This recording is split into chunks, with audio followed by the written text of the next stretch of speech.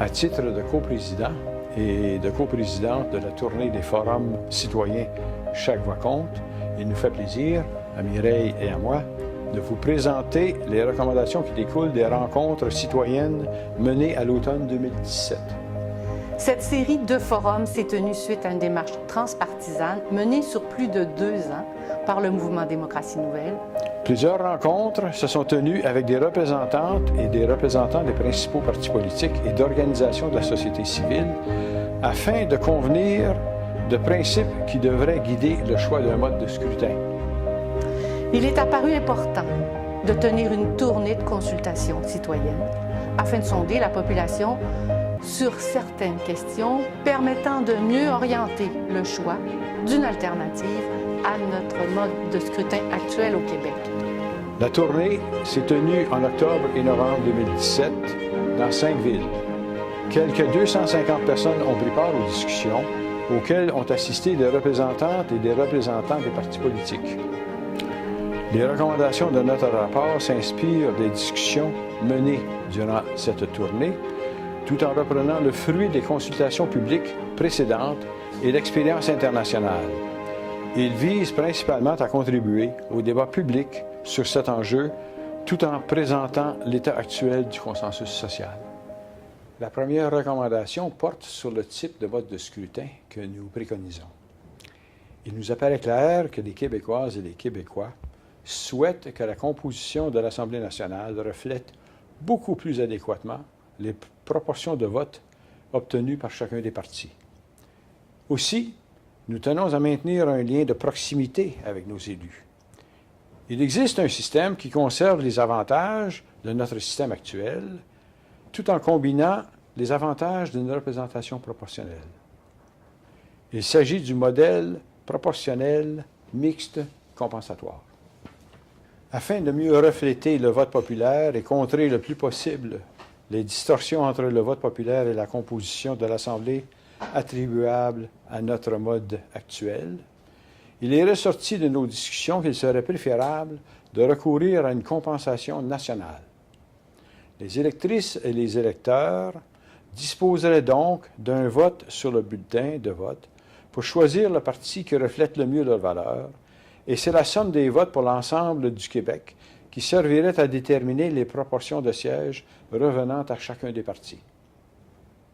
On nomme ce type de système mixte parce qu'il comporte à la fois des sièges de compensation et des sièges associés aux circonscriptions, élus selon notre système actuel, et des sièges dits de compensation, qui servent à compenser les écarts entre les proportions de sièges auxquels chaque parti a droit selon le vote national et les sièges obtenus par circonscription.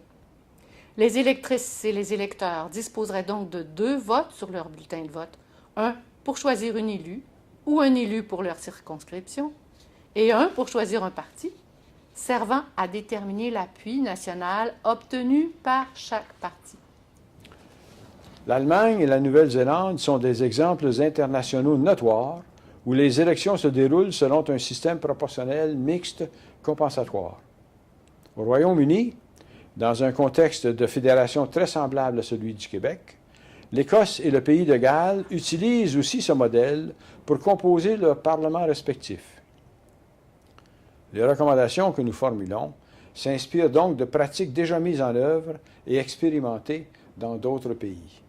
Afin de s'assurer que les régions bénéficient d'une meilleure représentation que dans le mode de scrutin actuel, où certaines régions peuvent être représentées exclusivement par un même parti, alors que le vote en est autrement, les sièges de compensation seraient répartis par région en fonction du vote obtenu par chacun des partis dans une même région.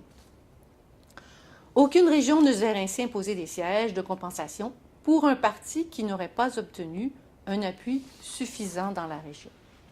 Chacun des partis devra alors présenter une liste de candidatures et de candidats par région correspond au nombre de sièges de compensation par région. Nous nous assurons ainsi que les élus de compensation soient reliés à un territoire précis. Afin de s'assurer d'une proportionnalité optimale, il est recommandé de former 8 régions de compensation correspondant essentiellement à la combinaison par 2 des régions administratives actuelles. Comme certains partis au niveau national pourraient avoir obtenu suffisamment de votes pour obtenir des sièges de compensation, sans pour autant avoir obtenu suffisamment de votes dans aucune des régions pour se prévaloir d'un siège de compensation, tout en évitant d'être surreprésentés à l'échelle régionale, il est recommandé d'ajouter, au besoin, quelques sièges aux 125 actuels afin de permettre que ces partis soient représentés sans affecter les proportions de sièges par région. Afin d'éviter une multiplicité de partis politiques, tout en favorisant l'accès à une représentation pour les partis qui portent des idées et valeurs d'une part appréciable de la population, nous recommandons qu'un seuil minimal de 2 % des voix soit atteint pour qu'un parti accède au siège de compensation. La sous-représentation des femmes et de la diversité est un enjeu majeur. Certaines mesures sont proposées pour contrer cette sous-représentation.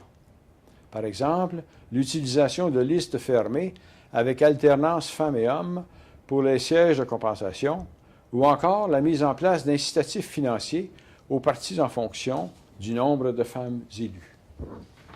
En ce qui a trait à la représentation des personnes provenant des diverses communautés culturelles et ethniques, il est recommandé que des incitatifs financiers aux partis soient mis en place lors du respect de la proportion de candidatures de personnes issues de l'immigration ou issues des minorités visibles par rapport à la proportion que représentent ces personnes par région.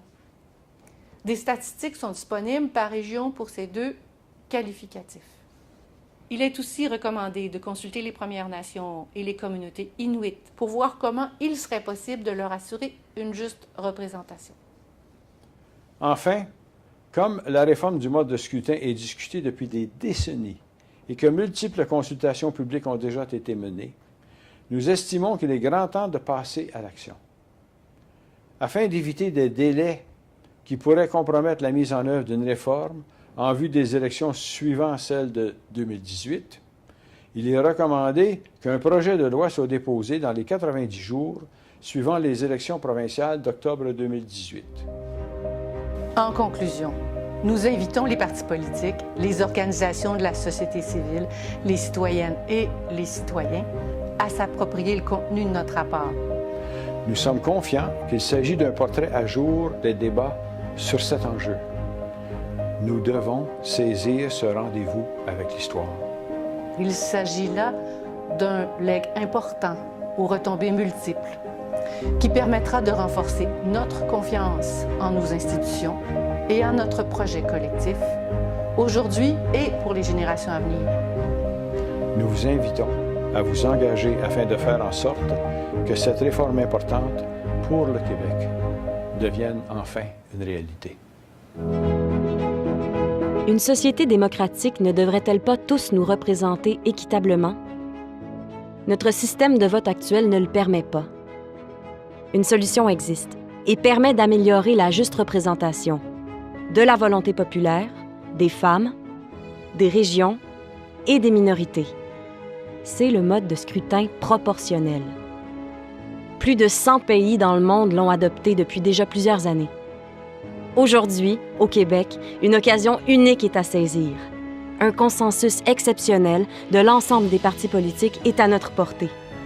C'est le moment ou jamais d'agir en affirmant haut et fort votre appui pour qu'enfin la réforme devienne une réalité. Rejoignez le mouvement si vous aussi croyez que chaque voix compte.